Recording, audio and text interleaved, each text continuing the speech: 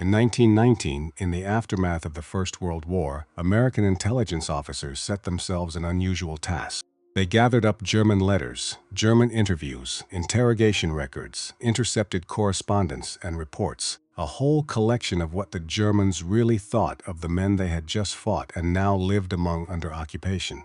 It was not meant for the public. It was meant to be honest, and it was a strange thing to read because the defeated enemy was not always flattering, and the American officers had decided they wanted the unflattering parts most of all. If the enemy respected you, that was worth knowing. If the enemy held you in contempt, that was worth knowing even more. And among all those comments was one meant as pure contempt. A former Prussian municipal official, viewing the Americans through the assumptions of the Prussian military tradition, looked at the American soldier and reached for the harshest description he could find. As a collection of fine physical specimens, he admitted, the American army was impressive. The men were big and healthy, but from the standpoint of military discipline, he said, it was a mob, pure and simple. The men looked slouchy. You could barely tell the officers from the enlisted men. To a Prussian eye, trained to read an army the way you might read a machine, this was not a fighting force. It was a crowd in uniform. Hold that word in your mind. A mob. 25 years later, that same supposed mob would be advancing across France, and one of the most experienced and formidable military establishments in the world would find it could no longer afford to underestimate them. If you had a father or a grandfather who wore the uniform in that second war, who came home and maybe never spoke of it, who kept it folded away somewhere behind his eyes for the rest of his life. The men in this story fought beside men exactly like him, ordinary men.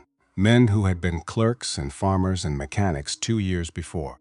This is the story of how an army its enemies dismissed as a rabble became one of the forces that helped break Nazi Germany. But it is not the simple story you may have been told, and I am not going to insult you with the simple version. The truth is not that the Germans were mindless robots and the Americans were free-thinking heroes. The truth is stranger and harder, and in the end far more worth your time, because the real story turns everything you would expect on its head. The army we imagine as rigid and machine-like had, in fact, invented one of the most flexible ways of fighting the world had ever seen. And the army we remember as loose and undisciplined won not because it was loose, but because it could do one thing better than almost anyone alive. It could learn. Let me tell you where we are going, so you can follow the thread. We are going to follow one ordinary American through the whole war. Not a general, not a hero off a recruiting poster, but a tank sergeant from a small town in New Jersey named Curtis Culin, a man who came up through the Depression, who knew how to fix things because he had grown up in a world where you fixed things or did without. In the summer of 1944, his idea would help crack open the German line in France, and his quiet life afterward, what the war did to him and what he did with what was left, tells you as much about this country as any victory ever could. Hold on to his name. We will come back to him more than once, and we will leave him last of all. But to understand what he did, and why it mattered so much, we first have to take apart the biggest myth about this war. The myth that the German soldier was nothing but a machine built to obey. Because he was not. And the whole real story begins with that one misunderstanding. So come back with me, almost 200 years, to a cold field in Europe, and a king who is about to show us something surprising. Prussia. The 5th of November, 1757. A field near a village called Rossbach. Frederick II, King of Prussia, the man history would come to call Frederick the Great, has just won one of the most lopsided victories of the entire century. He was outnumbered nearly 2-1. A combined French and Imperial army, tens of thousands strong, had come to crush him and end his kingdom. And in roughly 90 minutes, it was over, and it was the enemy who was shattered. By every measure, it was a triumph, one that would be studied for generations. And here is the first thing that should surprise you, because it does not fit the story we tell about the Prussians. That victory was not the work of the king alone, barking orders that were mechanically obeyed. At a decisive moment, Frederick's own cavalry general, a man named Seydlitz, recognized the enemy's confusion and, acting on his own initiative within the larger Prussian design, unleashed a second cavalry blow that helped shatter the opposing army. The commander at the top set the plan, but the man on the spot saw the opening and seized it himself. Now, Prussia had certainly begun as an army built on drill and iron obedience. In the age of the musket and the massed line, that obedience was not cruelty, it was survival. Men stood shoulder to shoulder in the open and loaded and fired on command, and a formation lived or died by whether it moved as one body. A soldier who broke ranks to think for himself was a gap the enemy could pour through. So yes, in that era the army drilled its men until obedience became reflex. But Rossbach was an early glimpse of something else growing quietly inside that same army. It was a precursor, not yet a doctrine. A century later, Moltke and the Prussian General Staff would take that instinct and turn it into something far more systematic, one of the most sophisticated ideas in the history of war. They built a whole philosophy around a single radical principle. A commander, they came to believe, should not hand his subordinate a rigid script and demand it be followed to the letter. He should do something harder and far more powerful. He should tell his subordinate the objective, the purpose, the intent, what needed to happen and why, and then trust that subordinate to figure out how to make it happen, to adapt, to read the ground in front of his own eyes, and even if the situation had changed, to depart from the original order entirely in order to achieve the commander's true aim. Later writers would often call this tradition Auftragstaktik, mission-type command, and it made the German army one of the most influential traditions of decentralized battlefield command the world had ever produced. Sit with how much this undoes the myth. The German soldier was not bred to be a robot. His army had in many ways mastered the very thing we like to flatter ourselves was uniquely American. The freedom of the man on the spot to use his own judgment and act. When we picture the German war machine, we picture rigidity. The truth is closer to the opposite. Its genius was flexibility, driven downward into the hands of the men who could actually see the fight. And that is exactly why it was so terrifying when it was unleashed. When the German war machine fell on Europe in 1939 and 1940, its speed did not come from blind obedience. Poland fell in weeks, and then came France, and here you have to understand what France's defenses actually were, because the popular version gets it wrong. France had poured years and enormous resources into the Maginot Line, but not as an impenetrable wall meant to fight the war alone. It was a fortified shield, anchoring the eastern frontier, covering the mobilization, meant to free the French and British armies to maneuver farther north in Belgium. And in 1940, the Germans did something far more dangerous than smash through its strongest fortifications. They drove through the Ardennes towards Sedan, and they ripped open the Allied front at the very hinge where the mobile armies met the fixed line. The one place the Maginot System was never designed to hold by itself. France fell in roughly 6 weeks, and much of that great fortress line never fell at all. It was simply brilliantly made irrelevant. The Germans did not have to destroy France's famous wall. They went around it, and that collapse did not come from Germans mindlessly following orders. It came from something far more dangerous, from maneuver, from combined arms, from relentless tempo, and above all from trained subordinate leaders who were trusted to seize an opening the moment they saw it, moving faster than their enemies could even understand what was happening to them. The German army of 1940 was the terror of the world, and it had earned that terror not because its men could not think, but precisely because they could, and because their whole system was built to let them. And this is where the real tragedy of the German story begins to take shape, because it is not a tragedy of stupidity. It is something much sadder and much more human, the tragedy of a brilliant tradition being slowly strangled from above. Because a professional army that had spent a century learning to prize the independent judgment of the man on the ground was about to be bound by a personal oath to a single man who could not tolerate independent judgment at all. In August of 1934, the old president of Germany, von Hindenburg, died, and Adolf Hitler moved at once, abolishing the separate office of president, declaring himself Führer and Reich Chancellor, combining the powers in his own person. And on that same day, the armed forces swore a new oath. Now here, the story becomes more uncomfortable than the familiar version, and more revealing, because the oath was not simply forced upon an unwilling honorable officer corps by a scheming dictator. That is the comfortable version, and it is not what happened. Germany's own senior military leadership created that new oath of personal loyalty. Hitler himself was reportedly surprised enough by it that he wrote to his defense minister, von Blomberg, to thank him for the oath of loyalty that had been sworn to him. The generals did not merely become trapped by the oath. Their own leadership helped forge the trap. And listen to what that oath actually was, because it's generous. It was not an oath to Germany. It was not an oath to the Constitution or to the nation or to the law. It was an oath to Hitler, personally, by name.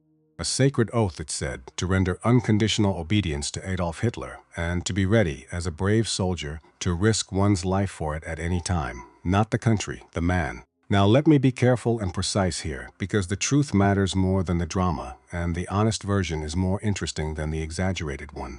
That oath did not erase German tactical initiative overnight like a switch being thrown. Down at the level of the company and the battalion, German officers went right on making bold, independent, brilliant decisions until the very last days of the war. That skill did not vanish. What the oath did was quieter and more corrosive. It bound the entire armed forces personally to a dictator, and it planted the seed of a contradiction that would grow for a decade. And 4 years later, in 1938, Hitler tightened his grip further still, restructuring the entire military high command and taking direct supreme command of the armed forces into his own hands. Step by step, year by year, the magnificent German tradition of trusting the man on the ground was being placed on a collision course with a regime that pulled the most important decisions upward toward one man at the very top who was answerable to no one. And here I have to stop and say something plainly, because it would be a grave dishonesty to leave it out. None of this professional skill I have been describing should ever be mistaken for moral innocence.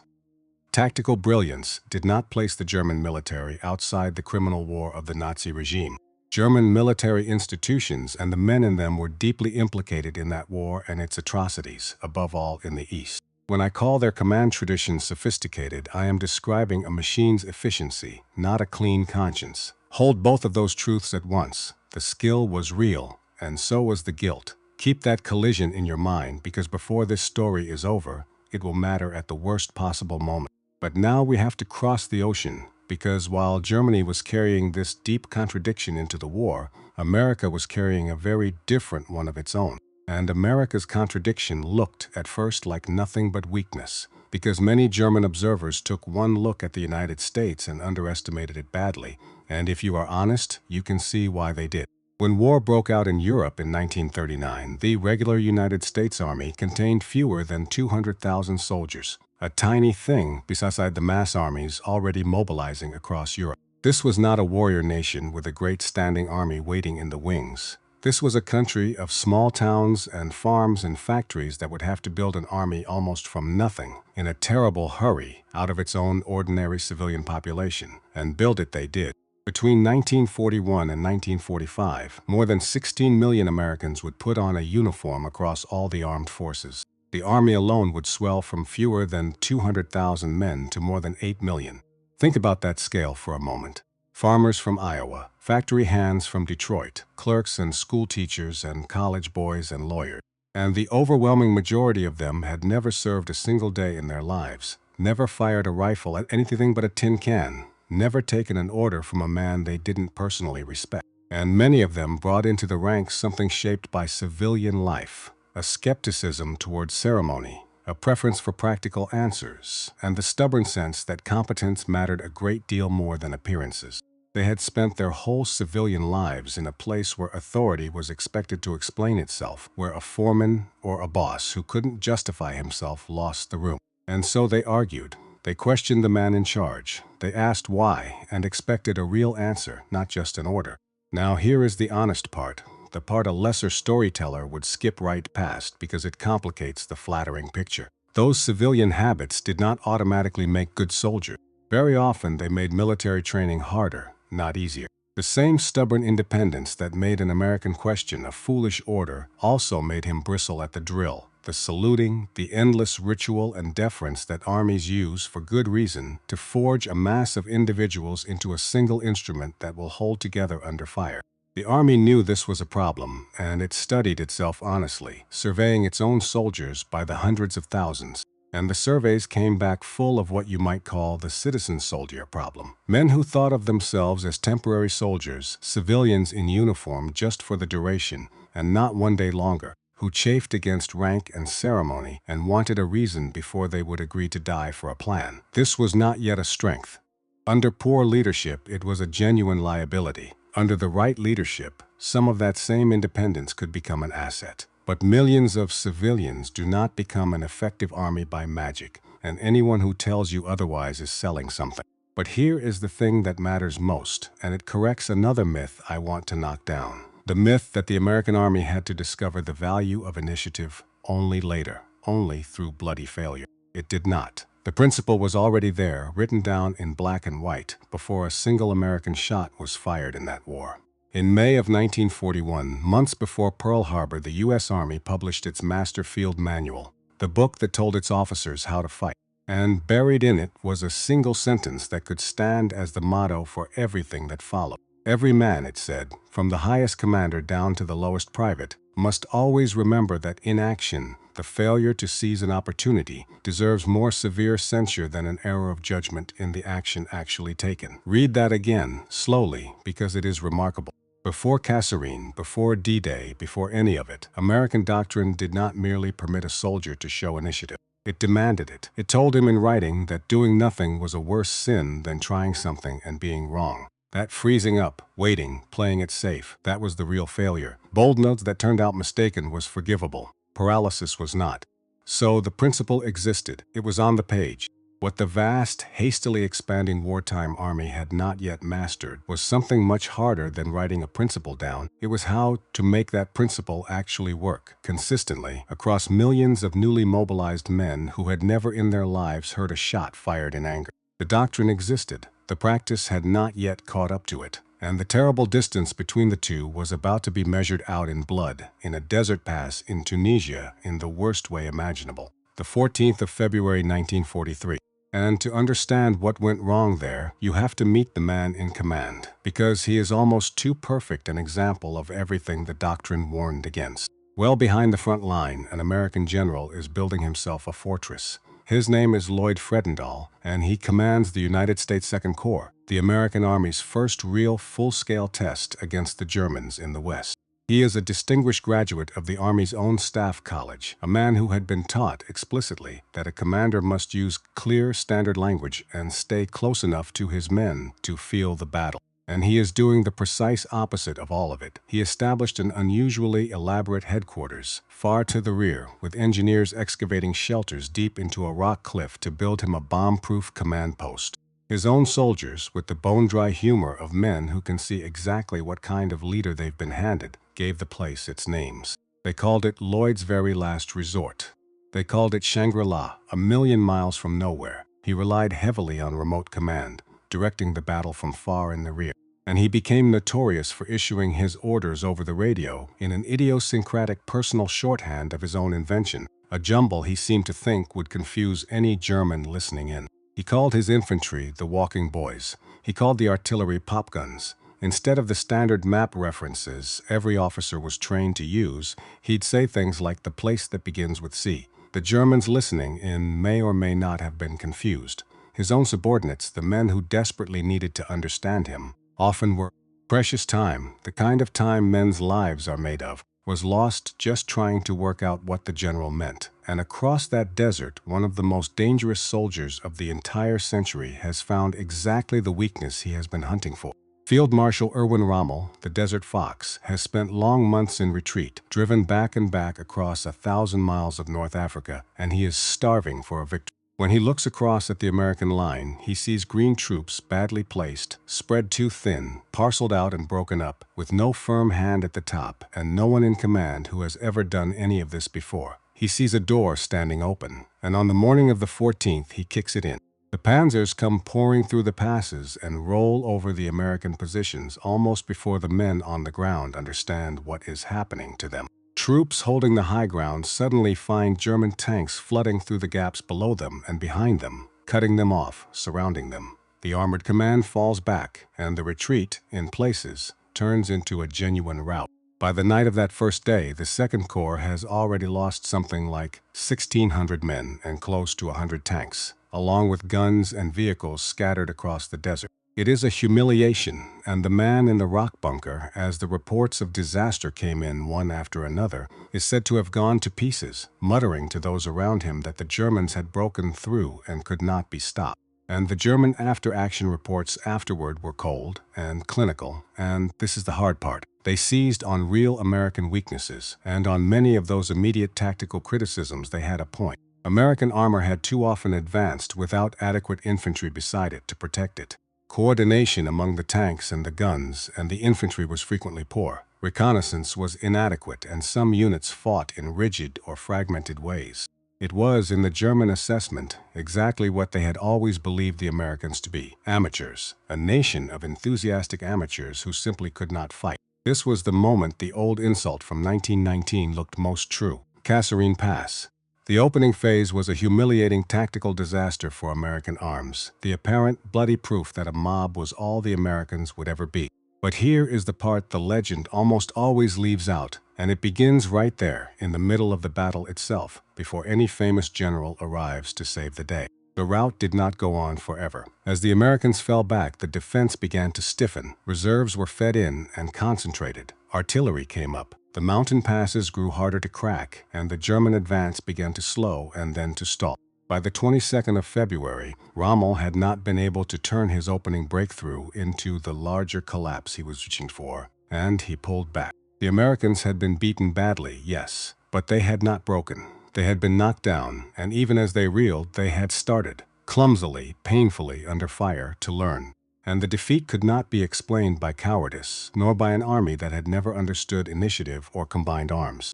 The war correspondent, Ernie Pyle, who lived among those men and knew them better than almost any writer ever has, said it plainly. There was nothing wrong with the common American soldier. The deeper he got into a fight, the more of a fighting man he became. The deeper failure lay in the gap between doctrine and execution, in training, in experience, in deployment, in coordination, and above all, in command. Remember, the doctrine on the page already called for exactly the initiative and the combined arms coordination that had been missing on the ground.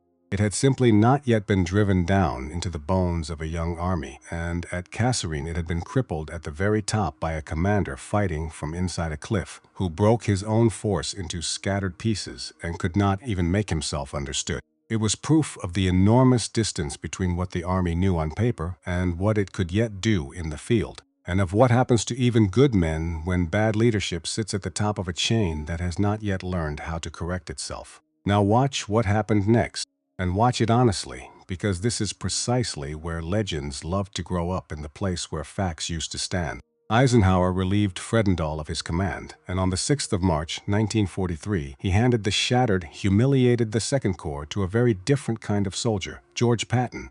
And here it would be easy and satisfying to tell you that Patton turned it all around by sheer force of personality, with fire and profanity and thunderous speeches. And some of that is even true. Patton could put the fear of God into a formation like few men who ever lived. He demanded standards again, the saluting, the uniforms, the discipline that had gone slack, because he understood that the small disciplines and the large ones are connected. But Patton was not the miracle, and the real answer is more important than any legend about one great man. The miracle, if there was one, was that an army this large could look directly at a humiliation, honestly identify what had failed, relieve the commanders responsible, reorganize and retrain its formations, change its procedures, and carry all of those hard lessons forward while the war was still moving. Kasserine did not just get avenged, it got studied all the way back home, so that formations that had not yet even reached the front could be trained differently because of what those men had suffered in Tunisia. It was not that some great man finally deigned to listen to a sergeant, as if one conversation had fixed everything. It was that a broken force was being rebuilt from the top and the bottom simultaneously, and that the American Army's real gift, the thing its enemies would slowly come to dread, was precisely this: the capacity to take a catastrophe, absorb it, learn from it without flinching, and correct itself in a matter of weeks rather than years.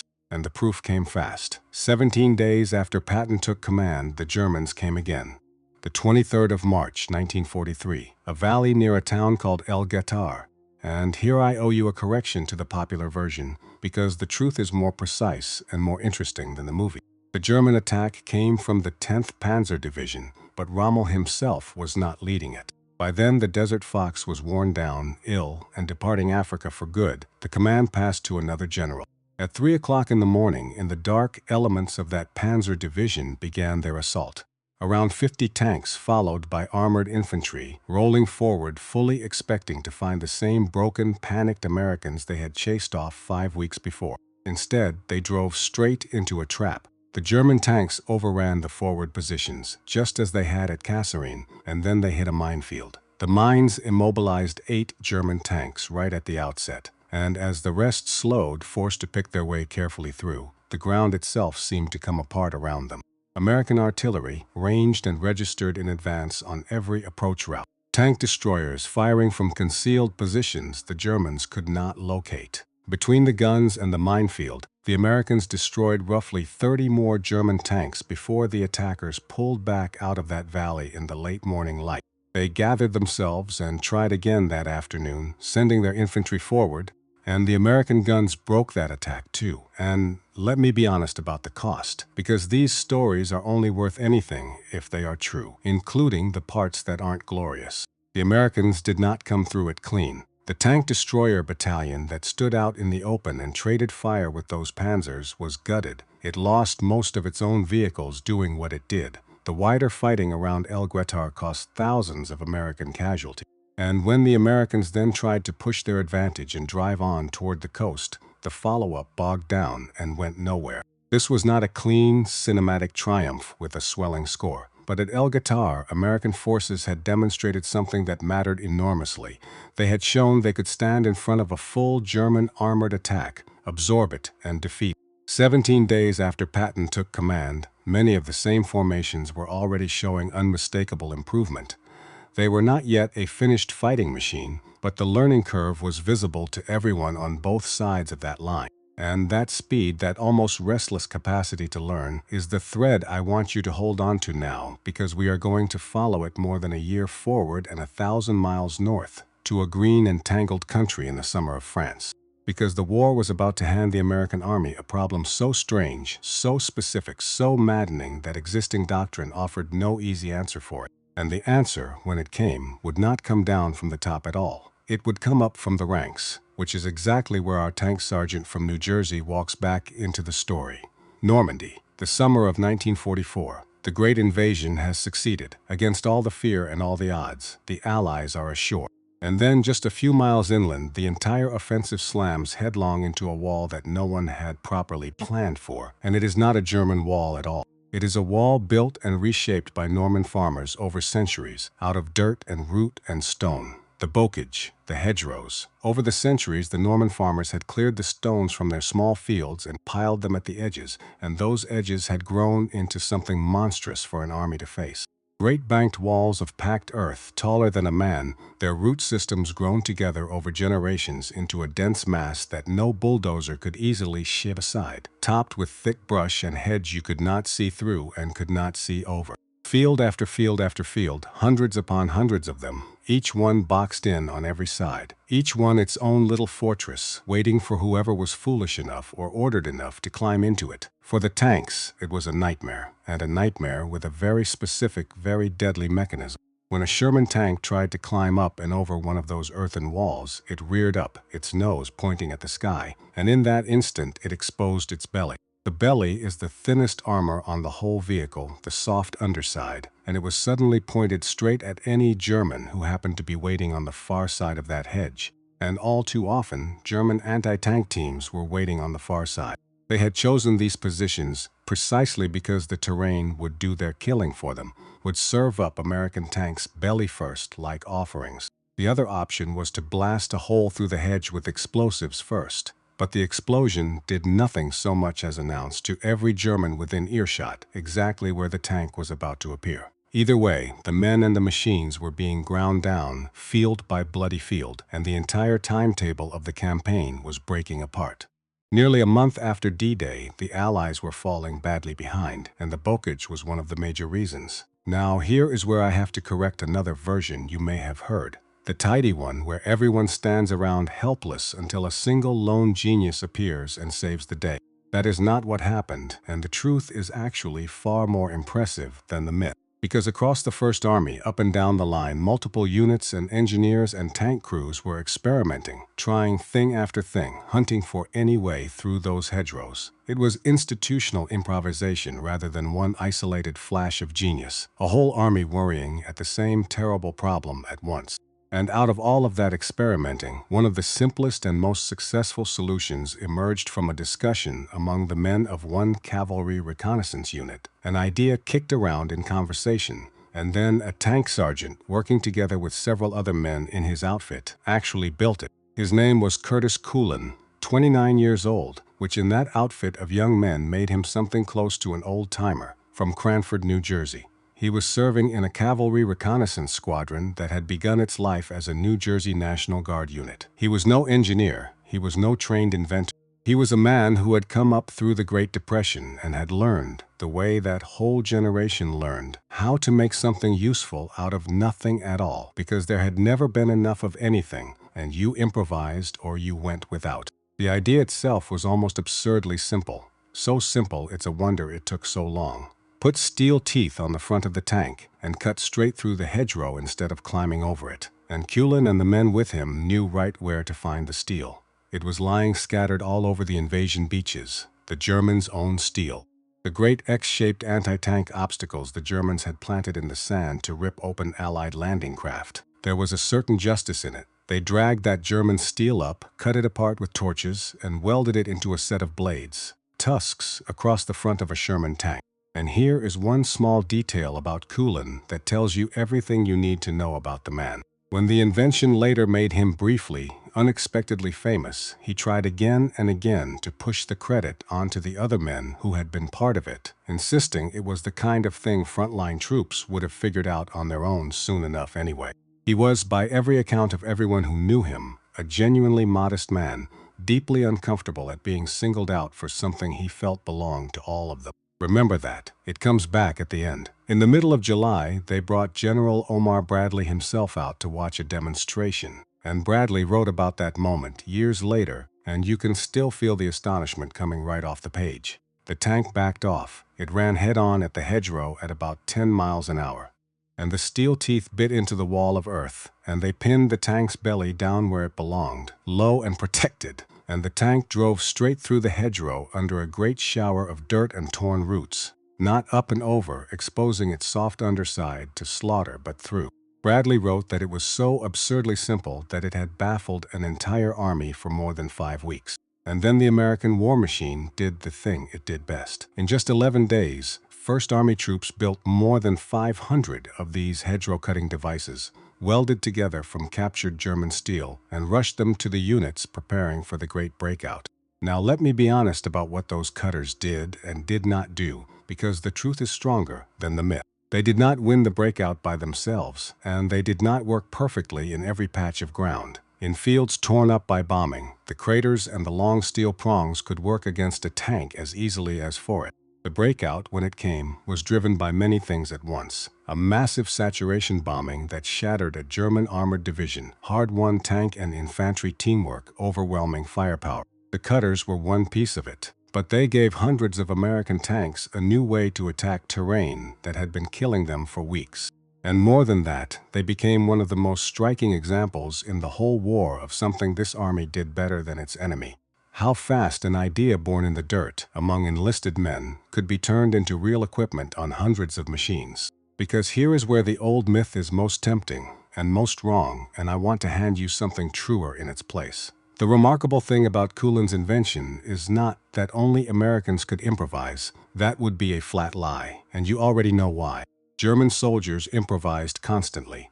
Their whole 100-year tradition of mission command was built specifically to encourage exactly that kind of clever local solution from the man on the ground. That is not the difference. That was never the difference. The genuinely remarkable thing was how fast that one good idea, born in a bull session among enlisted men in a French field, traveled all the way up through the American chain of command and got turned into equipment welded onto hundreds of tanks. Eisenhower himself would later describe the path that idea took to reach the top. From a captain up to a major, then to a colonel, and then to Bradley, and then acted upon quickly. That was one of the American Army's most important advantages. Not that its soldiers were uniquely clever, they weren't. It was that the Army as a whole could take a good idea from a nobody in the ranks and put it to work everywhere, at scale, in a matter of weeks. Speed of learning, speed of spreading what was learned. It was one of its most consequential institutional weapons. But before this story becomes too flattering, before we let ourselves feel too good, there is another fact we have to face. And I want to state it very carefully, because it is easy to get wrong and easy to abuse. In the battle samples used in Trevor Dupuy's post-war quantitative model, and Dupuy was a retired U.S. Army colonel, a decorated combat veteran, not some armchair critic, German ground formations showed an average combat effectiveness advantage over comparable American and British formations on the order of roughly 20%.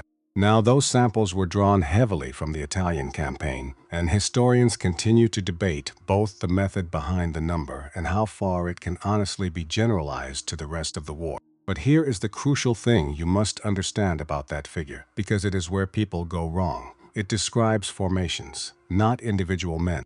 It is the product of leadership and training and unit cohesion and doctrine and hard experience, all working together as a system, not some inborn mystical superiority of the individual German soldier over the individual American one. And it is emphatically not a moral scoreboard. A century of building a professional army had made the German fighting formation, unit for unit, a formidable and dangerous thing in a way it would be foolish and dishonest to deny. That is a statement about battlefield efficiency and nothing more. So how do formations that often performed so effectively on the battlefield still end up on the losing side of the war? Part of the answer is a hard one, and it lands squarely, painfully, on the American side of the ledger. Because the American replacement system had a real cruelty built into it, and it was paid, as these things so often are, by the men who fought the best and the longest. For many an American infantryman, there was no fixed combat tour, no promise of relief and home after a set number of days or a set number of missions. American divisions were often kept in action for long stretches and replenished through what was called an individual replacement system. New men fed into the line one at a time, into units that stayed and stayed, which meant that the surviving veterans, the very best men, the ones who had learned how to stay alive, were kept in the fight through stretch after stretch of combat until casualties, or exhaustion, or the shifting shape of the campaign finally took them off the line one way or another. The German and British armies more often pulled their depleted divisions out entirely to rest and rebuild them from the ground up. The American infantrymen in Europe frequently had no such mercy, and the sheer accumulated exhaustion of that policy showed in the fighting, especially by late 1944. As fresh men began to run thin and the veterans grew hollow-eyed and worn. There was a captain named Charles MacDonald, just 21 years old, a brand new company commander, who wrote honestly about the strange, humbling experience of arriving to lead a company of hardened combat veterans while carrying almost no experience of his own. He wondered, in writing, how on earth these battle-tested men could possibly accept a green boy with shiny new bars on his shoulders leading them into fire. And here is the answer, and it cuts both ways. They did not simply accept him, not automatically, not because of the bars on his uniform. He had to earn it. And that requirement, that a new officer had to prove himself to the veterans before those veterans would truly follow him, was itself part of the American way of war. It placed an enormous, relentless, informal pressure on inexperienced officers to earn the confidence of the enlisted men who could see straight through them. Both of these things are true at the very same time, and a grown-up telling of this war has to be strong enough to hold them both together without flinching from either. The German fighting formation was, unit for unit, magnificent on the battlefield. And American forces, fighting as part of a vast Allied coalition, and never forget the coalition, never forget the enormous share of the German army being ground to pieces in the East against the Soviets, still defeated German armies in the West. Not because the individual American was somehow the better fighter, because very often he simply was not, but because the American war effort as a whole could do something the German war effort increasingly could not. It could learn from its failures faster than its enemy could. It could spread what it learned across millions of men, and it could correct itself from the top and the bottom at the same time. And the final proof of that is not something I have to invent or argue for. It comes, of all places, from the Germans themselves. At the very end of 1944, German training staffs sat down and compiled a series of studies for their own troops, an official enemy estimate of the American soldier, his tactics and his weapons, drawn from long and bitter hard experience on the Western Front. And in those pages, grudgingly, almost against their will, they wrote down something genuinely remarkable. American tactical leadership, they reported, was to be rated highly. It was learning, as it seemed to do, they wrote, with surprising rapidity, from its own failures and from the enemy. Sit with that for a moment, because it is the entire story compressed into a single line, and it was written by the very army sent to destroy the Americans. In 1919, a German voice had looked at the American army and pronounced it a mob. And now, 25 years later, German training staffs were writing formal warnings to their own soldiers about how frighteningly fast that same American army learned. Two German judgments a quarter century apart. A mob, and then they learned with surprising rapidity. That is the whole arc of this story, and both halves of it were spoken by the enemy. The mob had become the army that even a formidable professional foe could no longer easily keep pace with, not in raw individual skill, but in one of the qualities that matters most in a long war, the ability to learn faster than the other side. And now we come to the deepest irony of the whole thing, the collision I asked you at the very beginning to hold in your mind. Because if the Germans had truly mastered decentralized command, if their entire tradition trusted the man on the ground to think and act on his own, then how in the world do we explain what happened on one of the most consequential mornings of the entire war? Come with me to the coast of France, into the darkness before dawn, on the 6th of June, 1944. The invasion is coming ashore, and the German command in the West is tangled up in a problem largely of its own making. The armored formations that German commanders desperately hoped to use for a decisive counterstroke, the punch that might have thrown the invasion back into the sea in its first fragile hours, were caught inside a divided, dysfunctional command. Rommel had wanted that armor kept close to the beaches, positioned to strike any landing immediately. Von Rundstedt had wanted it held further back inland as a mobile reserve. And Hitler had imposed a compromise that satisfied neither of them, and had retained direct authority over several of the key armored reserve formations that commanders hoped to employ against the invasion. And here is the irony, and it is sharp enough to draw blood. It was not that German officers had never been taught to act on their own initiative. Acting on their own initiative was the very heart, the crown jewel, of their entire military tradition. It was that on this one morning, at the level where some of the most consequential reserve decisions had to be made, that hard-won freedom had been pulled upward, away from the men who could see the fight, and placed in the hands of a distant command, answering to one man who was not even there. Hitler was asleep through part of those critical early morning hours, and his staff hesitated to wake him, still genuinely uncertain whether Normandy was the real invasion at all, or merely a feint before the true blow fell elsewhere, and the top was asleep.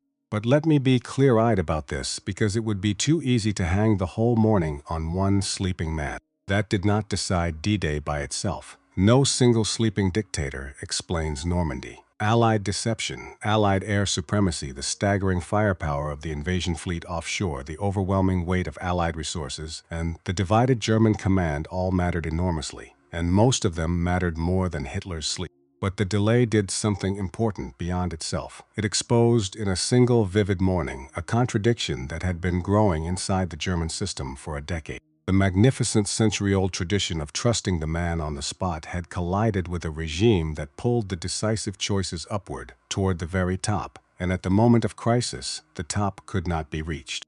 Now hold that image in your mind. The German counterstroke tangled and delayed while its most important reserves waited on a decision from far above. And set beside it, at that very same hour, just a few miles away in the same darkness, what American soldiers were doing. A first lieutenant named Richard Winters, 26 years old, a young man from rural Pennsylvania who had studied economics in college and enlisted only a few years earlier, had come down in the Normandy, dark scattered miles from where he was supposed to land. The officer who was meant to command his company was already dead. The plane carrying him had been shot out of the sky, and Winters was now the acting commander of Easy Company.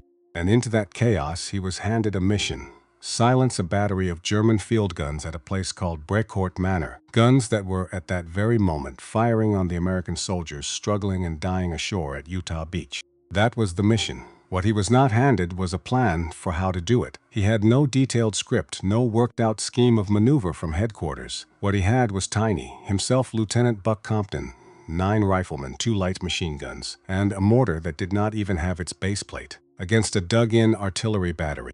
And he did not send a runner up the chain asking for instructions and then wait. He read the ground with his own eyes, and he built the assault himself, putting his machine guns where they would pin the Germans down, working his handful of men along the hedgerows and the connecting trenches, taking the guns one at a time.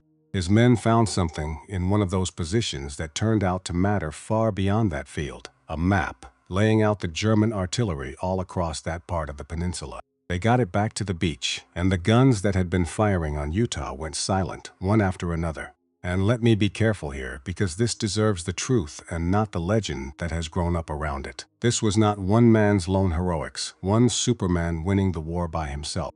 It was a coordinated small unit action, a team, each man covering another, doing exactly what they had trained to do. It has long been studied as a classic example of how a small force takes a fortified position, and that is precisely the point. The mission had come down from above. The method did not. That was mission command in practice. The very thing the Germans had spent a century perfecting, being carried out that morning by an American lieutenant in a Pennsylvania farm boy's body. One army that morning had its decisive stroke frozen, its key reserves waiting on a decision from far above. The other had put the objective in the hands of the man on the spot and trusted him to work out the rest. And then, a few months later, in the snow and bitter cold of a Belgian town, the two ways of making war met each other in a single exchange so perfectly matched to the character of each side that it reads almost like something written for the stage. Bastogne, the 22nd of December, 1944. The 101st Airborne Division and the supporting American units around Bastogne are encircled. The great German offensive through the Ardennes forest, the Battle of the Bulge, Hitler's last desperate gamble in the West, has driven a deep wedge into the American line, and the men holding the crossroads town of Bastogne are cut off, surrounded, low on food, low on ammunition, low on medical supplies, freezing in the bitter December cold. And late that morning, 4 German soldiers come walking forward under a white flag, an officer named Wagner, a young lieutenant named Henke, and 2 enlisted men. They carry a formal typed ultimatum. Surrender the town, it says, honorably, and spare your encircled men from total annihilation. It is written in the careful, correct, punctilious language of a proud professional military tradition, a tradition that believed that even a demand for surrender ought to be delivered in the proper form. The message makes its way to the acting American commander, a brigadier general named Anthony McAuliffe. He reads it over, and his first reaction, genuine, spontaneous, almost baffled, is not a grand speech for the history books. It is 2 words, aw, nuts, and he puts the paper down and goes back to the business of the fight. But the Germans have demanded a formal, written reply to carry back, and so McAuliffe sits down with a pencil and admits to his staff that he honestly doesn't quite know what to write. And one of his officers, a lieutenant colonel named Harry Kinnard, his operations officer, speaks up. "What you said a minute ago, sir," Kinnard tells him. "That would be hard to beat." McAuliffe asks him what he means. "You said nuts," Kinnard reminds him, and the room breaks into applause. And so the official reply of the United States 101st Airborne Division to a German corps formally demanding its surrender is typed onto a clean sheet of paper, and it is exactly 1 word long, nuts.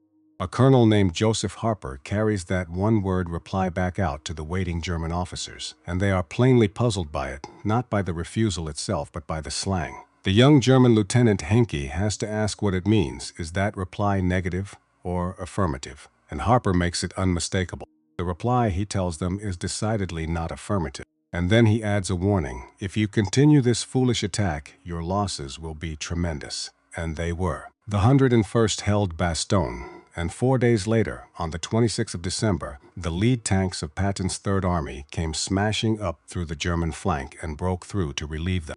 Now come with me finally to the very end of it all, because after the war was over, American interrogators sat down and questioned captured German commanders, asking them the great question, why did your armies fail? And again their answers came back to the same handful of themes: Allied air power, overwhelming Allied industrial superiority, chronic fuel shortages, the crushing two-front war, and Hitler's increasingly destructive interference in military decisions. Now, their testimony has to be read with real caution, a healthy grain of salt, because these were defeated generals, and defeated generals have every reason in the world to place all the blame on a dead dictator and to defend the wounded honor of the professional officer corps they belong to. That is human nature, and we should be honest about it. But the fact that they had a motive does not make what they said false. Many post-war German officers portrayed decentralized initiative as one of their army's great strengths and condemned Hitler's growing interference as a major liability. And on that count, at least, the evidence broadly supports them. Hitler's intrusion into decisions that should have belonged to soldiers was real, and it ran through the war like a fracture line running through stone. And notice, of all their reasons, which one threads back through this whole story: the interference from the top. So let us be plain at the last about what actually happened between 1919 and 1945.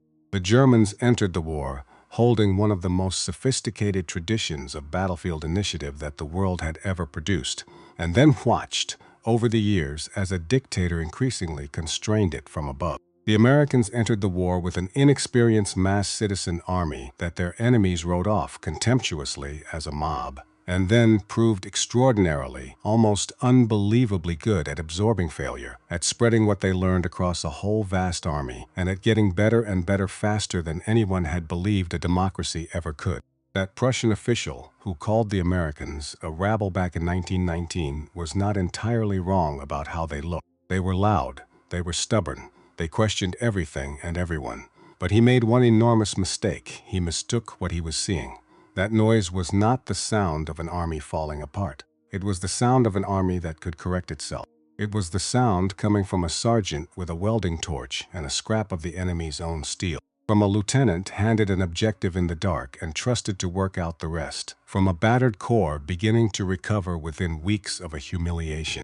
From a whole army, a whole nation in arms, learning so fast that the very professionals sent to destroy it ended up writing anxious warnings to their own men about how quickly these amateurs learned. And to understand what all of that cost and what kind of men actually paid the bill, you only have to follow that one tank sergeant from New Jersey the rest of the way home. Because Curtis Culin's war did not end at the hedgerows he helped break open. Later in 1944, he was sent into the Hurtgen Forest. And you have to understand what that place was, because it was one of the bitterest and costliest battles the U.S. Army fought in the entire European campaign, and it has been very nearly forgotten precisely because it was not a clean victory. It was a dark, freezing, waterlogged stretch of dense fir forest along the German border, where low gray skies hung over the trees and a steady, endless drizzle of cold rain and sleet soaked men to the bone and gave them no hope of ever drying out. And the German artillery was devastatingly well prepared for that terrain, with the likely approaches and clearings carefully registered in advance, so that when the shells came in, they did not always burst on the ground where a man in a foxhole might be safe. They burst up in the treetops and rained down not only steel shrapnel, but jagged wooden splinters and whole shattered tree trunks that could crush a man where he crouched. As one American colonel put it with terrible dryness, up there it was our troops who had to comb the tree bursts out of their hair, while the German lay snug in his hole. Men fought and died in that forest for weeks over a few thousand yards of trees. Across the prolonged fighting, American divisions suffered more than 30,000 casualties. When the battle losses, the exhaustion, the illness, and the other non-battle casualties are all counted together. And it was there, in that miserable, freezing, forgotten forest, in November of 1944, that a German landmine grievously wounded Curtis Culin and cost him his left leg. He survived it, he was evacuated, and he lived. He was given the Legion of Merit for the invention that had saved so many other men's lives out in the hedgerows, the men who broke through where he no longer could. And years later, in 1961, a president of the United States, Dwight Eisenhower, the man who had commanded the entire invasion of Europe, stood up and, in a speech, remembered Curtis Culin by name, holding him up to the whole country as an example of what ordinary American ingenuity could do. And then Curtis Culin went home, and he returned to a quiet civilian life. And he died just 2 years after that speech, in 1963. And to the very end of his days, he tried to give the credit for that invention to the other men who had been there with him in that field. That was the kind of man he was. That is the kind of man the mob was full of. And that, in the end, is the real answer to the insult that was written down in 1919. They called the American army a mob, and they were half right. It was loud, and it was unruly, and it would not simply fall obediently into line. But they mistook that for weakness, and it was the exact opposite of weakness. The strength was never that Americans alone could think for themselves. The Germans could do that as brilliantly as any army that ever marched. The strength was that this rough, arguing, questioning citizen army could learn. It could take an idea from the lowest man in its ranks and carry it all the way to the top and back down again, across 1 million soldiers in a matter of weeks. It could take a catastrophe and turn it into a hard lesson before the season was out. It could get better and better and better still. While Germany's own formidable military tradition was increasingly constrained by Hitler's interference at the top, even as the Reich was being overwhelmed by the sheer manpower, industry, air power, and strategic pressure of a vast Allied coalition closing in from every side. The mob was full of Curtis Cullins, ordinary men who saw a problem and did not sit and wait for headquarters to invent the answer for them. Men who found the answer themselves, with their own hands, out of the enemy's own scrap steel, and then went quietly home afterward and never once asked for the credit. And when the sun finally came up over the coast of France on that longest of mornings, that mob was already awake, already moving, already at work in the dark, taking the world back.